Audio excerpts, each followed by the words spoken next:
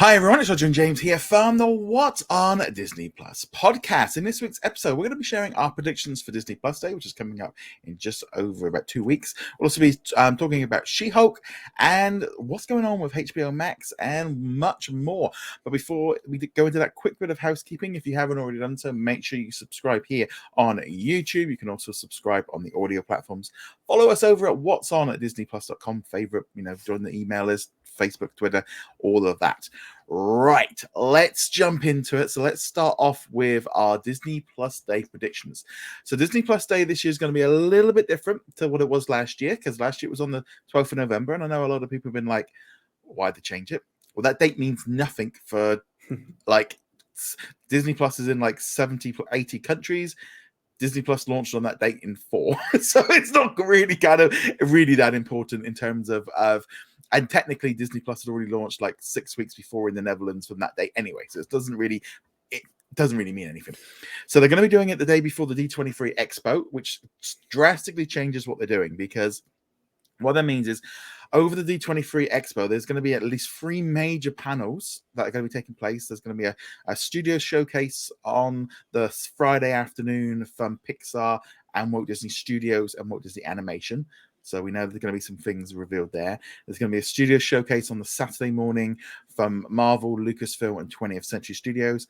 And then on the afternoon on Saturday, there's going to be a Disney branded television one, which is like National Treasure, American Born Chinese, and things like that. So we know we've got some big presentations coming up over that weekend, which I think is going to drastically change what Disney Plus Day is, because according to the official information, it's about exclusive new content, some classic content, special offers, special experiences, fan things.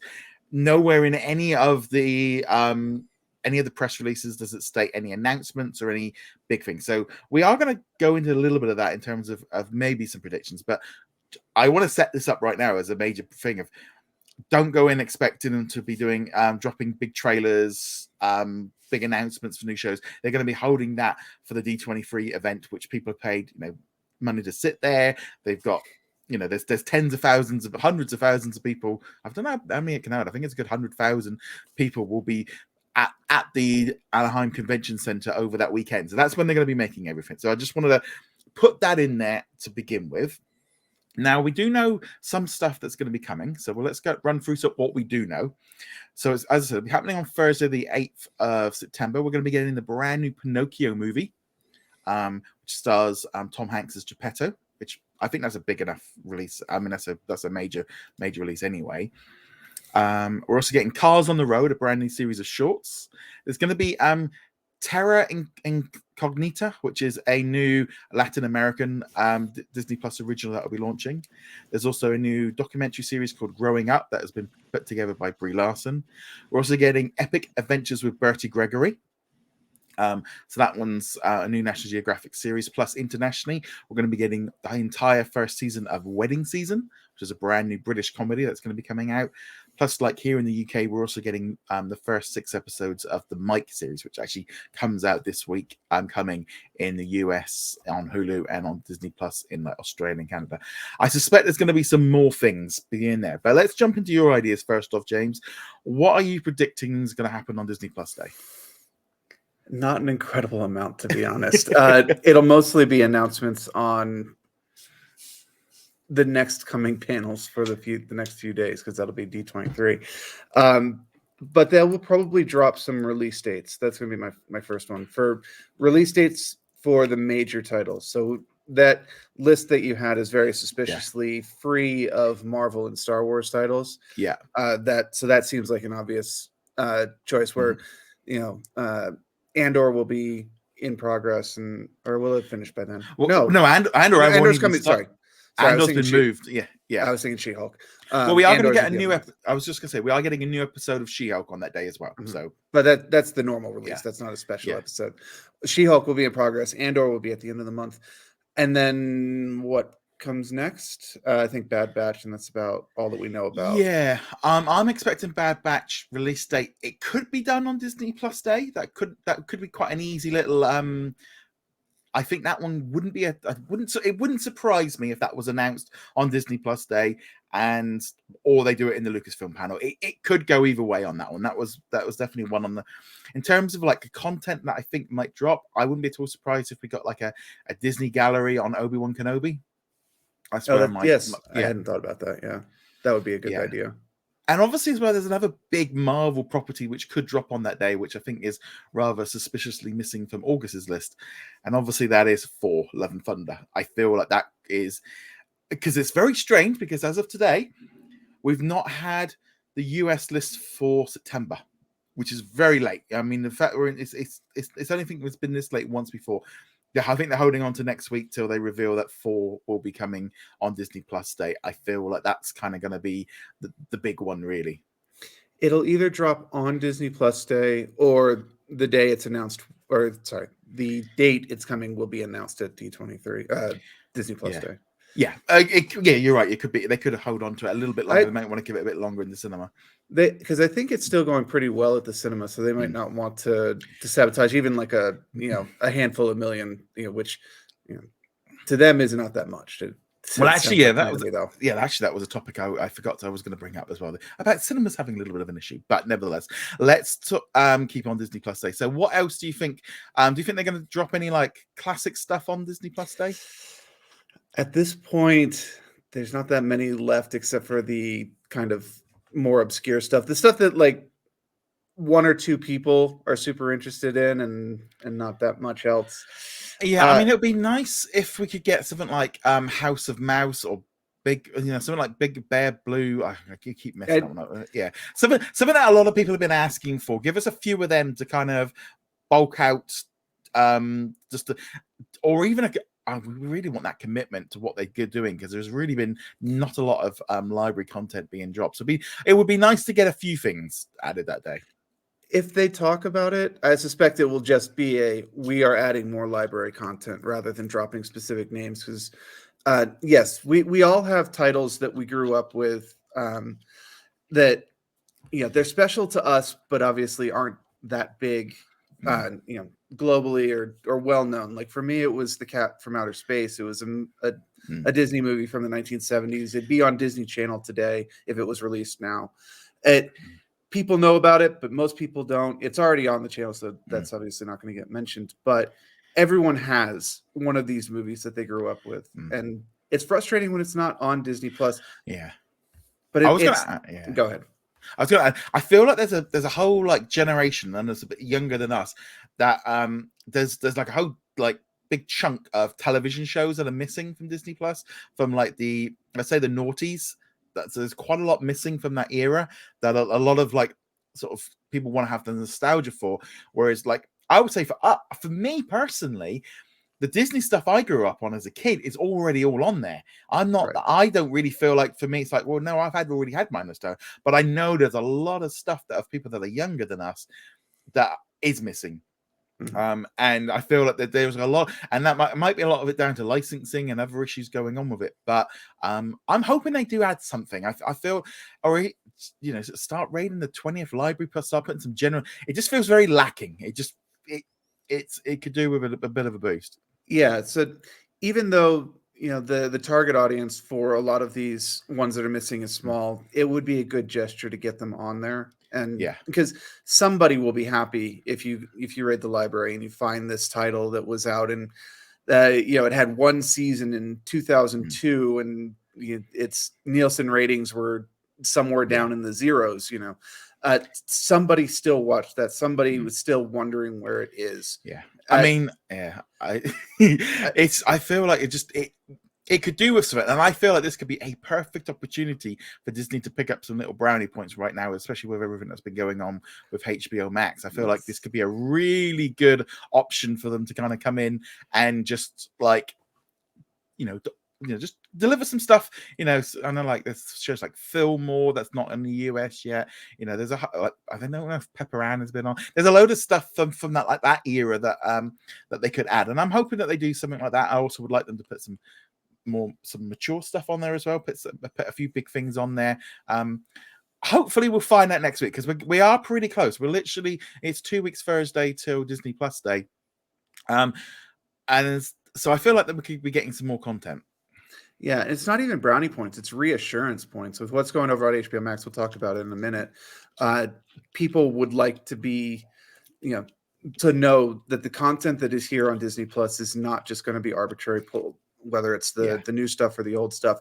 Yes, every month we do lose a title or two, sometimes at a very random time, but nothing like what's going over on HBO Max. Yeah. But people need to know, if I subscribe to Disney Plus, my Disney afternoon from the 90s is still going to be there. I'm going to be able to watch Gargoyles and the Aladdin show and Rescue Rangers and so on, things like that. If the other streamers haven't picked up on the trend of what's happened this week, that of how to basically burn through your audience, they're getting a very good lesson in that now. But we're going to do that again. The only other thing I'm thinking, I don't know if we're going to get much more from Marvel or Star Wars. I feel like I mean, they could maybe do the opposite thing. They might drop a couple episodes of Bad Batch and maybe start the premiere, but it feels too soon. It doesn't feel like they've got the hype machine ready. Everything's on Andor for Star Wars right now. The one thing I would like, I don't think they're going to do this, but I would really like if they did, is to do a super cut of those last 4 episodes of Clone Wars. Like I said, I don't think that's on their radar. I don't think it's a priority for them at all. They have not talked about it, so I'm pulling this from what I want rather than from any announcements. But that would be a great little thing, and hopefully not too difficult for them to do. But in terms of like dropping items, putting them onto the service, I suspect they want to hold on to Bad Batch until after Andor is done, so you don't have the overlap. But because originally on the Disney Plus app, it did actually state that it was coming on the 28th of September. That was when then they took it off the website. So that's very interesting, and there's been other dates and stuff floated around. The only other thing I can think of for Marvel, maybe if they drop 411 Thunder, they might drop Marvel Assembled at the same time, so that would give them a double dose. I don't know. I mean, they maybe could add some shows like The Gifted or Hellstrom or Legion to kind of just boost out, because they're not Hitmonkey or MODOK, something like that, to kind of fill out a little bit more on the Marvel side. I mean, The Gifted was a really good show, too. It had some slow points. It had some weak points, especially at the beginning of season 1, but it actually turned into a very good show by the end. And it was disappointing that we weren't going to get any more, although that was all from the Fox deal from several years ago. Hitmonkey, MODOK, it'd be good to have them on the service simply because they are Marvel. And now with mature content being on the service, there's really no reason not to have them, except for licensing agreements, because there's probably some contracts tangled up in there. I also have a little bit of I'm going to put a bit of a wild card out there, and I don't know if Only Murders in the Building might be because the finale is coming up next week. It'd be out for a week and do what they did with Orville and kind of go, well, here you go.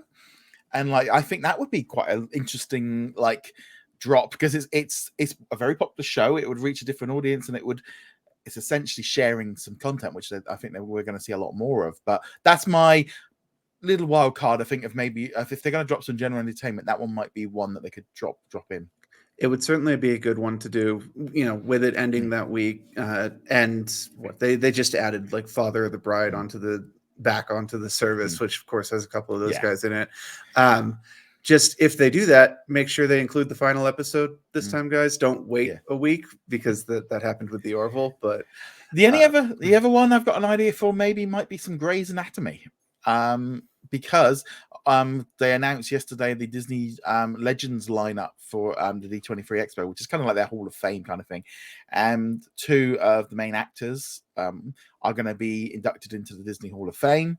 So that wouldn't be, I'm like, well, that could be kind of nice little tie up to tie in, maybe put 15 or 16 seasons on there. I mean, I don't know if it's still on Netflix. That's the only thing in the US. Internationally, it's here, but I don't know. It could be a little bit of a wild card. I'm just pulling some things out my butt at the minute. Yeah, I'm not sure what where Grey's Anatomy is on the streaming over here, but that would be a big name. I think it's kind of died down a little bit in the last few years, but it's got 18, 19 18 seasons. It's got spin-offs. It's a well-known name. It would be a pretty big item on there. And I suspect that with the number of episodes available, it would probably end up in the frequently watched tab quite frequently. Here in the UK, it's always in the top 5. Mm-hmm. So that again, it might not happen. I don't. I think I've just looked there and it's not showing up. It's only it might be on Netflix, but yeah, that there is. As far as that, it's like as far as the content drops, I think that's probably it. I think we've probably got quite a good lineup across everything. The only things I think they could announce maybe Limitless, the release date for the new Chris Hemsworth documentary, because there's going to be a special presentation during D23 in one of the side halls, and it's like it's got to be getting pretty close. So I thought I could see them doing some National Geographic release dates kind of on Disney Plus Day as a couple of little announcements. The only reason I might say not in that case is, as you said, they do have the special presentation for that. So that would seem like the more likely spot where they'll talk about it. And for whatever reason, they seem to be going in pretty heavy on National Geographics this year in Disney. By heavy, I mean they have that presentation, and then they have the presentation of the Birdie one, which is also dropping in the near future. And I think there's 1 or 2 other panels. So in terms of National Geographic, though, that's a pretty big presence at D23 to be in the hall several times. Yeah. Not the hall, sorry. A presentation at one of the panels. It's definitely something that would be like a nice little announcement for that show to kind of go, and here's the date, and get that out there. But yeah, I know a lot of people are expecting there's going to be no Marvel announcements. There'll be no Star Wars announcements. They're going to be keeping all that for the Saturday morning presentation if there is going to be any. I feel like because so many people are getting like it's like no, I mean. It's like there's nowhere that in their incentive that seems to be about getting that out. I think there's going to be an offer. I think there'll be offers, but it's not about really announcements that day. They might drop teasers, and I mean teasers, not the current trend where the teaser is actually a trailer, like a 4-second block with maybe a logo in shadows or slowly revealing the Batch Season 2 logo or something like that, and then a little message: find out more Saturday morning. You can see that. Yeah, I'm like I said, I mean, it's like it's a bit tricky because it's a little bit like I mean, I wouldn't be at all surprised if we get some more generic stuff of like a clip or a new trailer for Hocus Pocus 2, because that's coming out pretty soon. Maybe another trailer for Under Wraps 2 and the release date for that or something like that. Just very low key stuff. I'm just not. I'm thinking more like National Streaming Day announcements rather than like the Investors Day, because it's and of course the main thing is when it happened last year, it was by itself. Disney Plus Day was by itself. There were no other major events in the near proximity of it, so we got a lot of announcements for it. There is a small event right next to Disney Plus Days, which they are saving. So keep expectations tempered. It's also Star Trek Day as well. I didn't actually realize. Yeah, it is actually Star Trek Day as well. Oh. So Paramount has got a big campaign running for that thing. So there's a few things like that. So there's definitely going to be an interesting thing. I'm expecting as well. We're going to see we're going to have, what did he call it? Activations across the synergy. Basically, there's going to be stuff going on in Disneyland. We're going to be there that day. I suspect the night the castles will all be blown up blue. There'll be stickers and like photo opportunities at the theme parks, probably in Paris, Orlando. There'll probably be some pop-up stuff happening in like London and Paris and Los Angeles, and in Sydney and things. I can expect there's going to be little celebrations going on in each place. I wouldn't be at all surprised if they do an offer for an annual pass or an annual subscription, like $10 off or $20 off an annual subscription that day as well, because they've talked about offers and they've not really done a lot, but or even a really low cost to get people in for the day, just to get a month for like $2.99 or $3.99 or something like that. Well, it'll be interesting because being a D23 member was one of the ways that you could get the 3-year subscription back when Disney Plus first launched. And obviously D23 is for people who are really hardcore into the industry. So with that 3-year anniversary coming up, where that, if you bought the 3-year pass, you're now coming up for renewal, it would make sense for them to have an offer to say, hey, you subscribed 3 years ago. There's a price change coming. there is a temporary opportunity for you to renew right now at this price for a year or something. Yeah, like I wouldn't expect any longer than a year. I've had a few people No. ask me going, "Oh, will we get another?" It's like, they're not going to give you a 3-year deal at the rate that you got, because I mean, it was a little bit. I've seen some tweets and they go, "Well, it's costing me about $4 a month, and it's going to go up to 11." Yeah, you've had a really, really, really good deal. Yeah, it's like, yeah, I would just be like, you got a really, really good deal before. There's no reason for them to do it now. No, it's difficult to remember now because it was so long ago, but this was all pre-COVID, of course. Yeah. So, signing up for this, we did not know what was coming down the pipeline in terms of like world events. And so when Disney Plus was originally launching, they're like, we need to get people on this. They need to be incentivized. And these are our hardcore fans right here. Let's toss them a bone because that will get us a lot of subscribers, because subscriber numbers are the most important thing when you're reporting to shareholders. They don't need that anymore. I think they will still throw a bone, or even if they do like a 3-year plan, they might. It will be literally like you're saving $10 a year or $15 a year total. I can't see them doing a 3-year plan, because I think they're going to want to do probably at least 2 more price rises in that time period. Because let's be honest, the prices, with inflation and prices are going to be going up anyway. But yeah, so I think that's that. As far as like our D23 predictions, we did do an episode earlier this month with that one. So we don't want to go all into that because we've kind of already gone through all those things. But in terms of Disney Plus Day, it's going to be a little bit different this year. It's more of a warm up. I feel like for the D23 to get, and I'll be honest, it makes more sense for them to try and just do, here's all this new stuff we're putting on today. Here's some special offers to get you to sign up, and we're going to be making lots of announcements over the weekend. And I feel like that is more a natural way. And there'll be photo opportunities. I mean, I wouldn't be at all. Yeah, it's like I said, if they didn't have the D23 Expo right there and then, you'd be like, it'd be a completely different situation. But it's like they have got, their own Comic-Con going on, where they, it is a major event for Disney, and it's the first one they've held since 2019. Yeah, there's a lot of factors going into it. So keep those expectations tempered. I know I said that already, but it's important to reiterate that. And again, also, this is a Disney Plus podcast. We're focusing on the Disney Plus.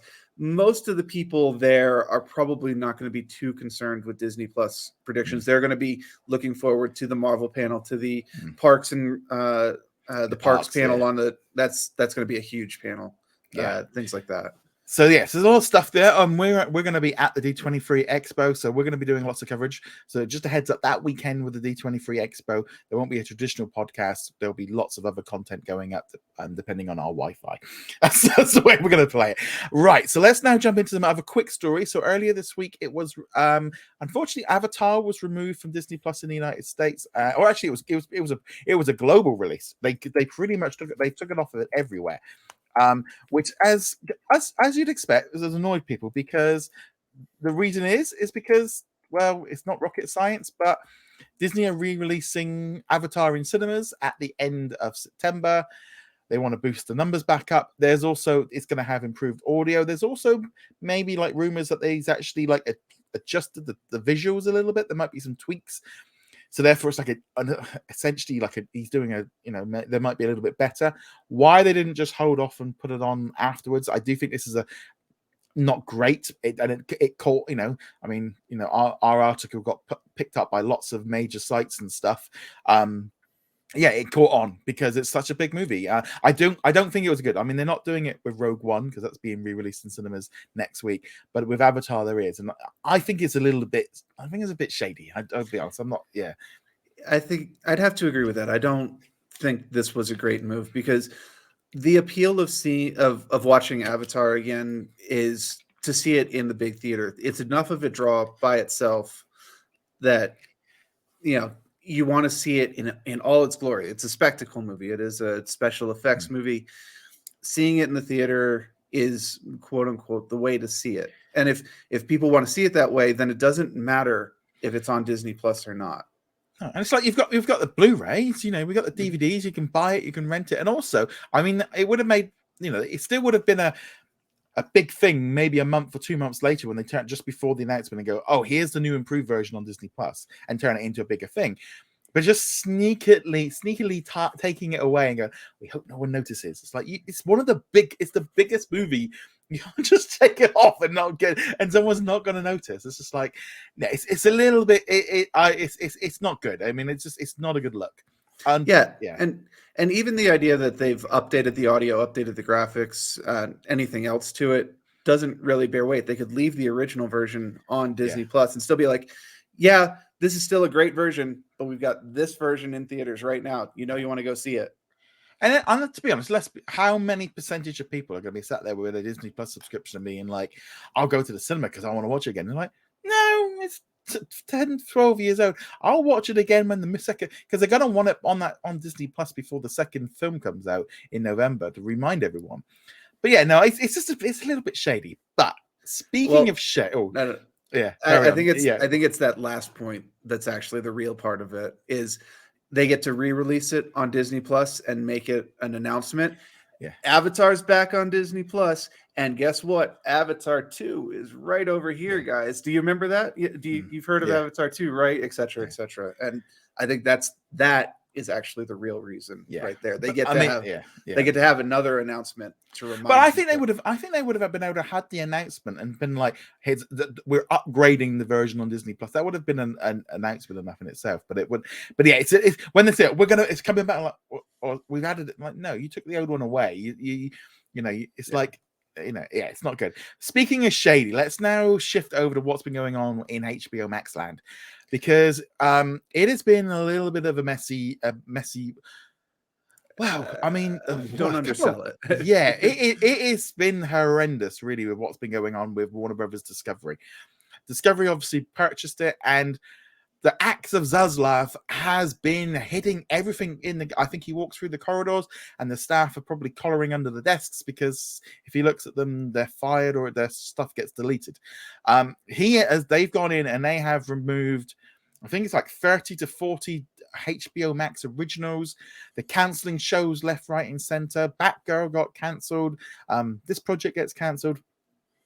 Deleting stuff off of HBO Max in mass, and they're not just deleting it, but then going through and removing every social media post, the YouTube clips, removing them from the old. You can't listen to the soundtrack. You can't even buy the DVD if they did release one, because most of them didn't.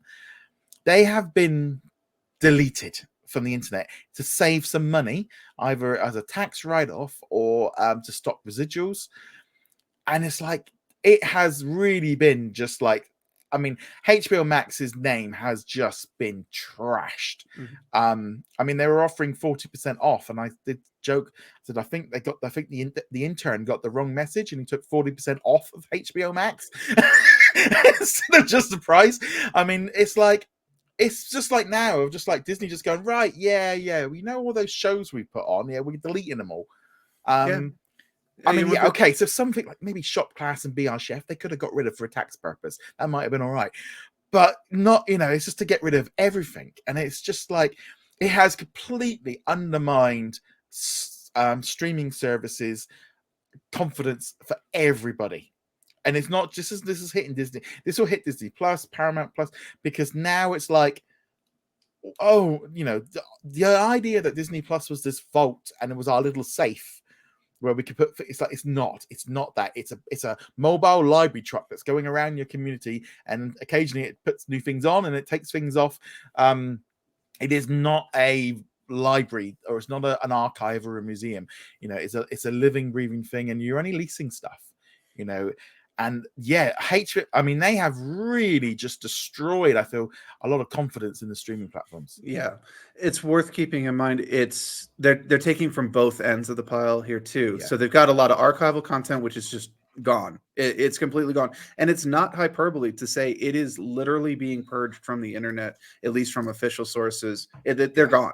They're just there's no reference to them, and they're also taking stuff that hasn't even been announced. Obviously, Batgirl is the big one, but a lot of shows which were almost done and ready to be released are gone. They're never going to be released now, and reference to them are gone. And and all of it just evaporated into the air. And yes, it's worth pointing out this is true of every streaming service. This is part of the reason why I still have a handful of DVD, Blu-rays and 4Ks and things like that is if I'm going to watch it multiple times, I want to have it. Whereas if it's on streaming, okay, I can watch it once and then I'm done and I got my value out of it. But now we're seeing that even that's not necessarily safe. And this is impacting creators as well, because your resume as a creator is the shows you create, and you have an animator and they're applying to Disney, and Disney's like, all right, what have you done? Show us what you've done. And it's like, well, I worked on this cartoon that's on HBO Max. I'm like, well, okay, let's go see it. What's your part in it? Well, it doesn't exist anymore. Well, I mean, it's not. I mean, some of them are like multiple seasons, and some of I've seen some artists and like creators and stuff, and they're like, we've worked for 5 years of our lives through COVID doing all of this. We were doing overtime, time away from our families and stuff, and you've literally just deleted it.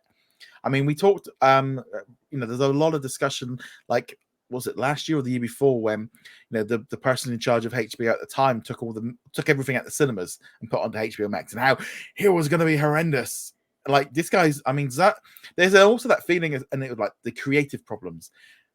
It feels like now even more so of like he has undermined creative. Who's going to want to work for them when they can delete their products so fast? This is a multi-layered level, and then sitting there going, we've spent $100 million advertising House of Dragons, and it's an amazing series, and it's the most we've ever spent. Like, well, maybe spend 90 million and you could have saved all of this stuff. It's just incredible. And then having to do a 40% off discount off HBO Max because you've essentially destroyed any, we're going to delete this app next year, by the way, but we're already starting to move stuff over. And it's like, it is absolute. I mean, it makes Chapek look amazing. I'll be honest. I mean, it really is taking the pressure of him. And he can go, I'm not as bad as Zaslav. Yeah.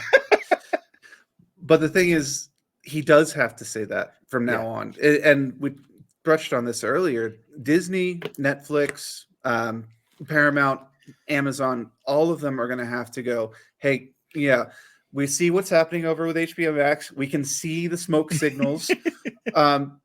Your content is safe. And if we're going to remove content, we'll let you know, and we'll let you know where it's going. And we're not going to purge it from the internet. And they're finding out on the internet, the creators and stuff. Of like literally yesterday they removed 200 or 300 episodes of Sesame Street overnight. And it's just like I feel like you wouldn't want to take out an HBO Max subscription for a year because you're like, well, what's going to be left by the time that, and then they go, well, we're putting a CNN hub onto Discovery Plus. Okay. Why? It's like, it's like, I mean, I understand, like, because this is the way I was trying to explain. I explained this to a few people. Like, I understand the tax loss situation with Batgirl, right? Because Batgirl hadn't been released. Batgirl was going to cost more money to keep fixing it, building it, getting it out there than it was going to bring in. And they were planning on closing off the app, and therefore it wasn't. The only way I can look at it, like with some of these shows they put on to, like, it's a bit like I said, well, if I had my cafe, me selling somebody a bacon sandwich and then walking out halfway through their dinner, whipping their plate away and going, well, I've paid for this. Yeah, well, it's a tax. I can claim this as a tax write-off now.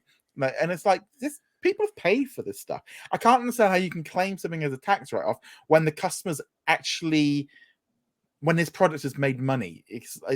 There's some talks that, residuals where HBO has to pay money to the creators and the people, and it's going to cost more money moving forward.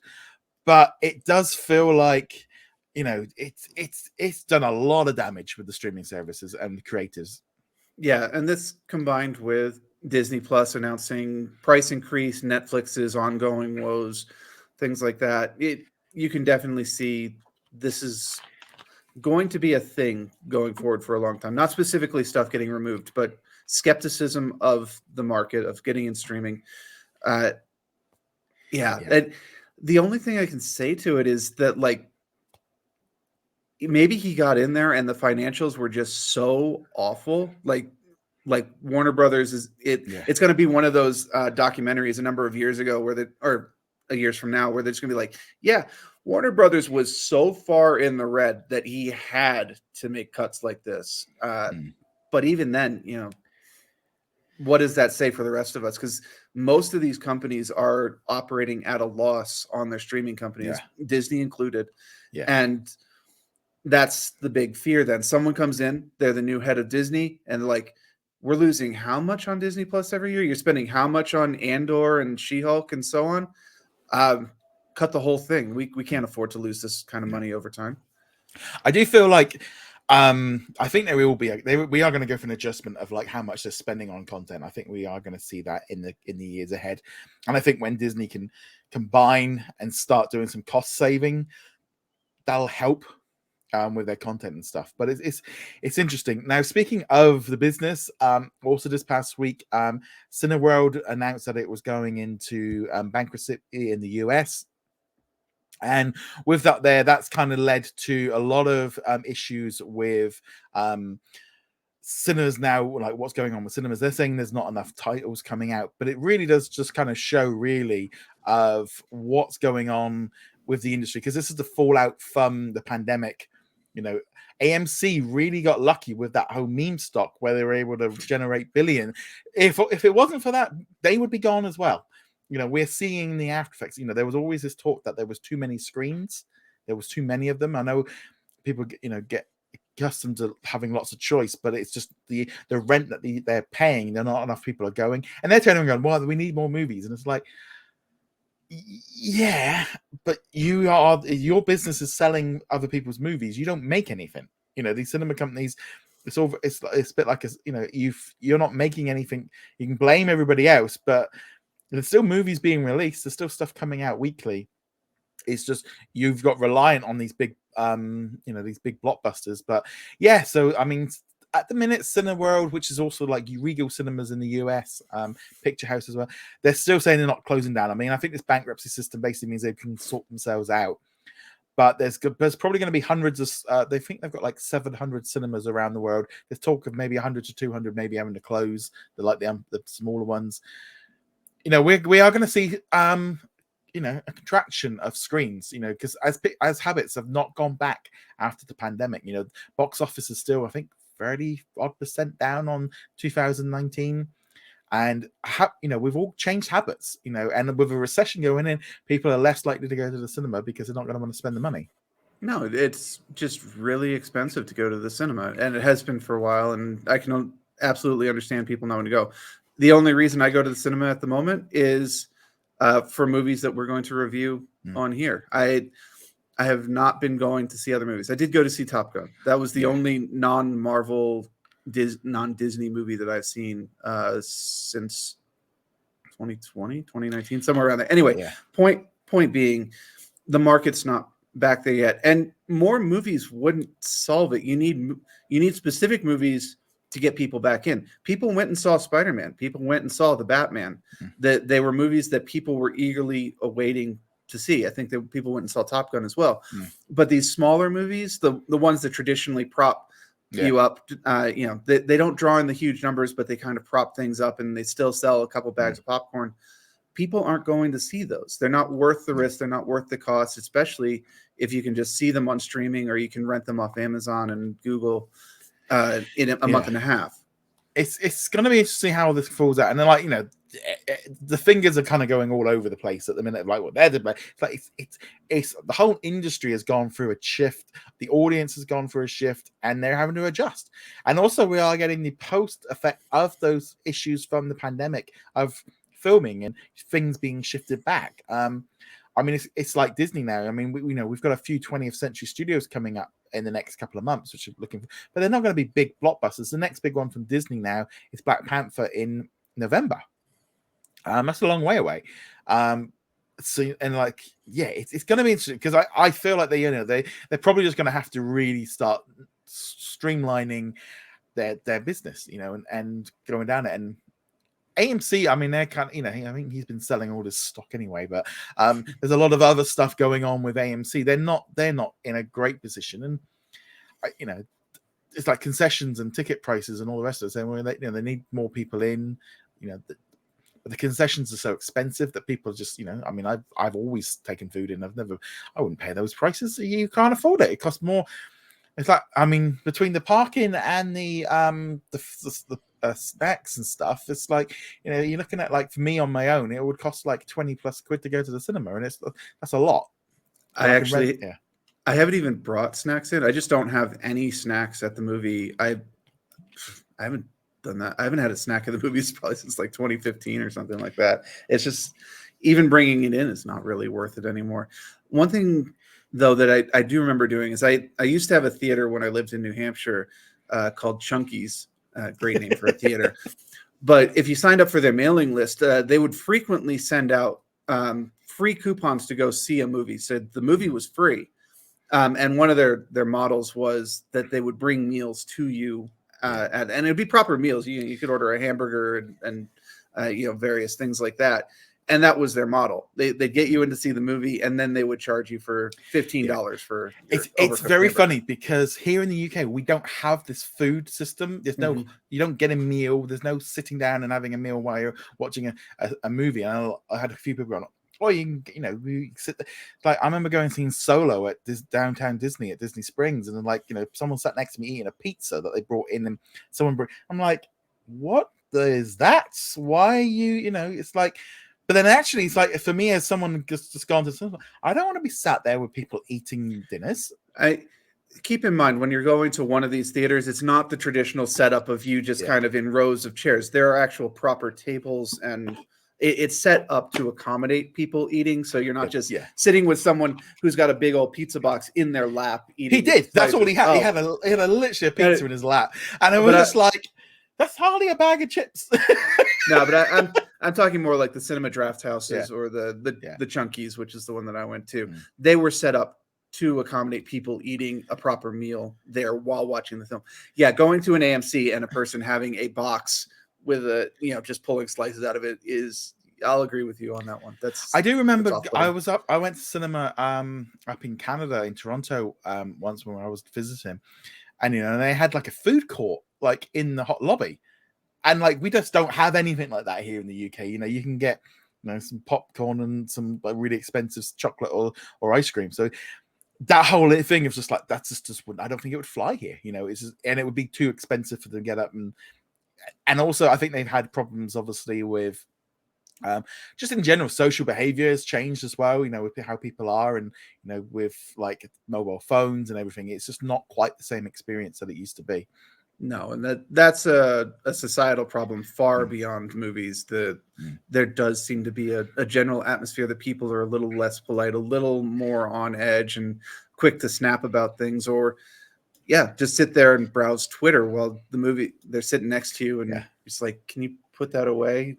Well, I think especially if you're if you're going with your partner or your friend, and you aren't you've just lost interest in the film, the idea of sitting there for 2 hours, like, well, I can't do anything. It's like, it's gone now. It's like, my phone's here, I can do stuff.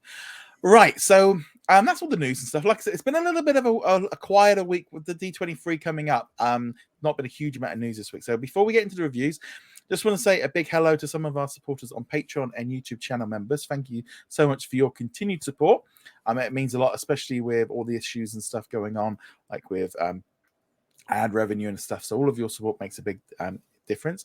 So big thank you to Babak. We've also got Paul, Daniel, Elliot, Aero, Caled, Red Mars Man, Cody, Chris, Jacob, Darren, Lauren.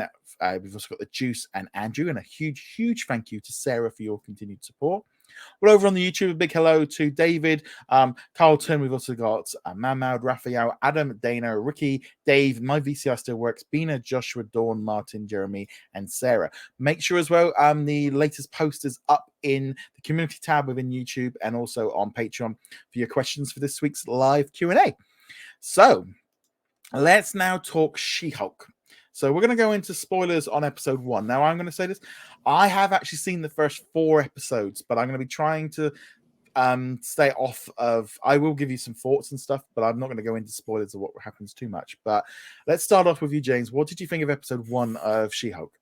This was a good first episode. It's the origin episode, so it kind of ends as the origin, and then one courthouse scene where a random supervillain, who we'll learn more about later, breaks in, and people discover that Jennifer is in fact She-Hulk, because she Hulks out right there. But I really enjoyed how they're approaching this. yes, there is that uncanny valley. She kind of looks like an Avatar character, just painted green instead of blue, but you get used to it after a while. Yeah, it's a little bit it's a lot more, it was a lot faster paced than we're used to from, and we're definitely into what I would call television mode. And this is a go across all 4 episodes. They're all very much like, here's a situation, here's a problem, and a solution, which is what we've been asking. I've been saying about like Monster of the Week kind of thing. There is a little bit of stuff flowing through, but generally they're all self-contained little stories. And they have, she basically she has to defend somebody different every week. That's what's happened in these first 4 ones. And it's kind of refreshing, after what we've seen where all the other series were a bit like a long movie cut up into bits. This feels like it's built from a television point of view. The idea of doing like an origin story and getting it pretty much by the end of the episode, you're up to speed. You are done. No, let's wait 6 episodes until they put their suit on. She's ready to roll. By the end of the first episode, we're in. Right. Although she has not yet put a proper superhero suit on, but she is in superhero mode. It's not, I have to hide it from everybody. I can't tell my best friends. Like, that was literally the first thing she was like, I told my best friend, she's my confidant, and she knows what's going on now. And now everyone knows because I revealed it in the middle of a courthouse. I appreciate the approach that they're taking with this. Not everything needs to be the big epic story. Not everything needs to be, world-ending events. This is just, it's a courthouse drama where she happens to be able to take on supervillains every once in a while. Yeah. And which is not to say I don't want more of those. I'm looking forward to like Loki season 2 and things like that. But sometimes it's nice to have something a little slower like this. There is a little kind of thing happening throughout, but it's so subtle that somebody else had to point out to me that was how subtle it was, because I go, well, they're not really. It's like, no, this is happening. Like, oh, right there. So there's something that goes on which is building towards something that might be happening later. I don't even know what it is. It was so subtle, I barely noticed it. It has got a very different tone to it, and I really like that. And it was fun because I literally binged through. I did 2 episodes, and then the following morning I did the other 2. I watched it again on Thursday when it drops, because I actually wanted to see what it looked like in 4K, because the CGI is a little bit ropey in places. Now, I do think in episode 1 it was a lot better. Episode 1 was like, they, obviously with the Hulk and stuff, they were putting a little bit more. It was the opening show. They had to. But there was a few scenes where I'm interested to see how it looks in 4K and over the next couple of weeks. But it just doesn't look. It's something about when she's walking around as She-Hulk, it just doesn't look right. And they're doing some little tricks and stuff of like camera behind her when she changes and stuff, so they can do less effects, and which is fine. I accept it as a TV show, but it was kind of interesting how all this worked together. Actually, for me, it was the mouth movements, the way she talks. It's gotten better over the years. Like, we saw this technology with Tarkin in Rogue One, and Leia in Rise of Skywalker, things like that. But it's gotten better, but it's still not there. There's still something not quite right about the way the CGI characters are talking. It's getting better. Next time we see it, it'll get better. By which I mean the next show, not the next episode.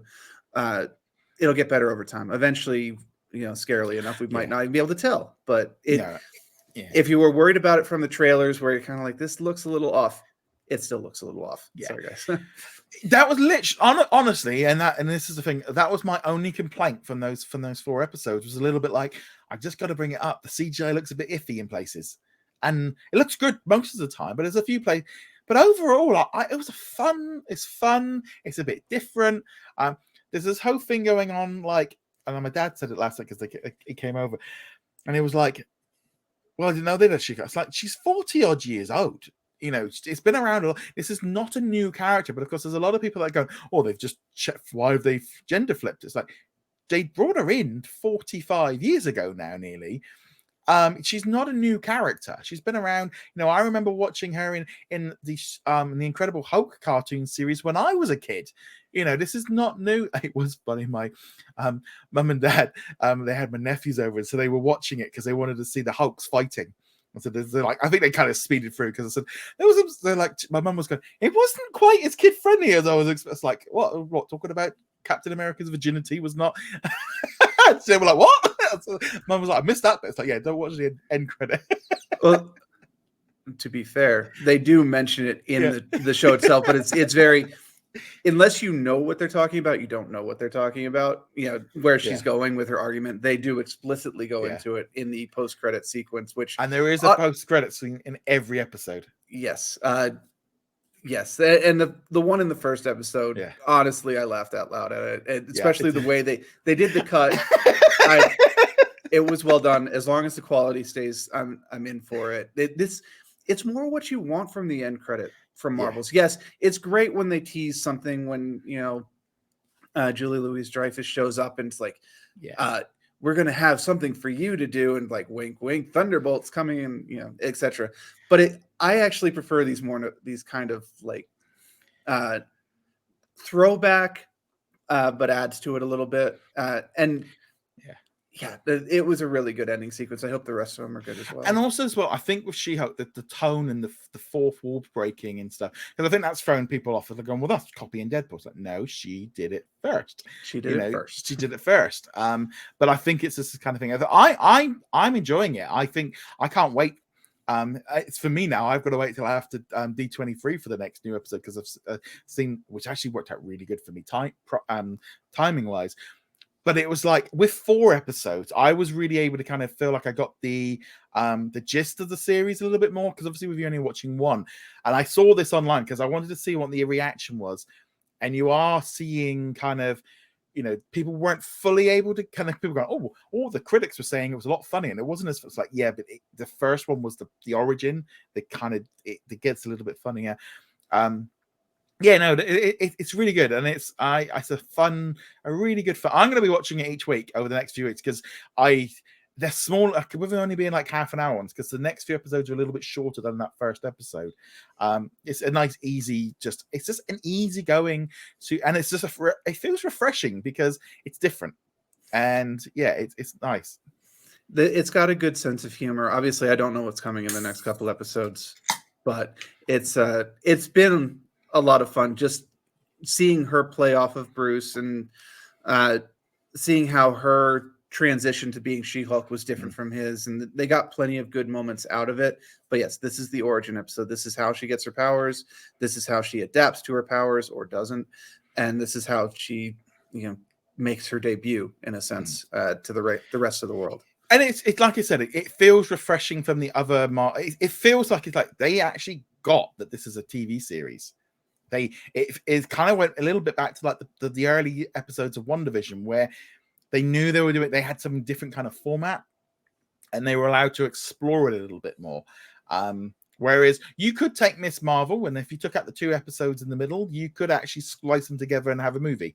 You could probably pretty much do something very similar with Moon Knight and Falcon and the Winter Soldier.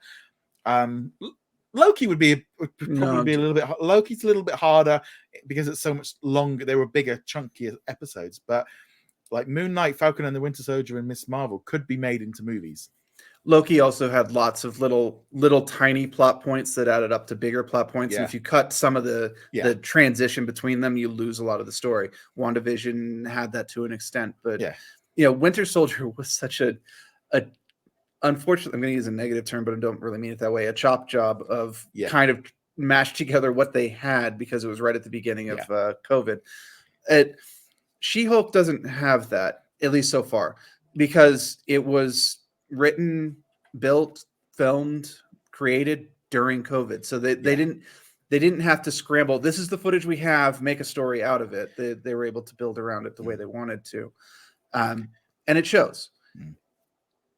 But it's a really good series. I mean, there's going to be some stuff that a lot of the negative reactions to She-Hulk, they actually address in the series. They know it's coming. They know the review bombs are coming, the stupid YouTube videos. They know this is coming because it literally feeds into some of the stuff that happens in future episodes. They know that there's going to be this reaction to it. But it seems like it's gone down very well. I think it will pick up. an audience because it is different. There's going to be a lot of people that are like, this isn't Marvel, I don't want to. Like, it's not always serious. You know, you go into your comic book store and there's 40 Marvel comics. They don't all have the same tone. You know, they all have different things going on, and they appeal to different people. And we're kind of at that point really with the MCU. But I really enjoyed it. I wouldn't say it's my favorite series. But I'm really enjoying it. And like I said, I haven't got any negatives, which is really it's nice, but it's just not in that. It's, you know, when I think of like Moon Knight and Loki, they were so much different. That was more traditional. But She-Hulk's a lot of fun. It kind of takes me back to the days of the Incredible Hulk, Superman and Clark in Smallville. Good when there was good television series, you know, for this stuff.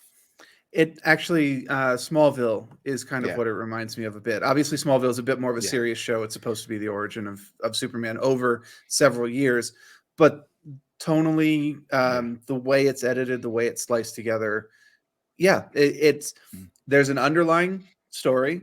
But each week you can come in and just catch up on what's going on, and that's all you really need to do. Highly recommended at the moment. Obviously, we'll wait to see how it ends at the end, because we've had some series that have started really strong and ended really poorly, and you know. But I have high confidence in this one. I'm wondering whether this one might work a little bit different because of the structure of how they're doing it. Because they can essentially just do a monster of the week for a couple of weeks in the middle, and it will just. You know, if Daredevil pops, we know Daredevil's going to pop in for an episode or two, you know, and that will just do the mid-season, and then we're into the final bit of whatever the major story is, which we don't even know yet. No, it's really solid. I'm really pleased with it. The special effects are the only thing, and they're not nearly as bad. No. I mean, we're highlighting them simply because that's one of the only negative points to throw at it. Well, it kind of sometimes reminded me a little bit of a video game. Sometimes I kind of slid into like, it wasn't as bad as them because, you know, the glitches and stuff, but it just kind of like, okay, it's not perfect. But the first episode actually is the best of the CGI. I think it gets that's a traditional television thing. You lead with your best episode in terms of special effects, hook people, and then you can spend a little bit less on the later episodes because people are already watching. It's tried and true. They've been doing this since like the 60s, if not earlier, where it's like, look at the amazing special effects. This is the only time you're going to see them, but look at them. They're great. Well, there we go, guys. Thank you very much for checking out this week's episode. We'll be back next week with another episode of the What's on Disney Plus podcast. And on that note, guys, thank you very much. We shall see you guys soon. Later. Yep. Just really fast. You may have noticed we're not talking about Only Murders in the Building. We're going to do that next week because the season finale is next week. Yeah, and it was a little bit like, we'll do a full breakdown next week of the Only Murders in the Building. And what else as well? I'll be talking as well about Welcome to Wrexham. That'll be one I'll be talking about next week as well. On that note, guys, see you later soon. Thank you very much for watching this video. Make sure you go check us out over at whatsondisneyplus.com. Like, follow, and subscribe. Also, a huge thank you to all of our supporters over on Patreon and also on our YouTube channel memberships. And I shall see you guys in another video. Laters.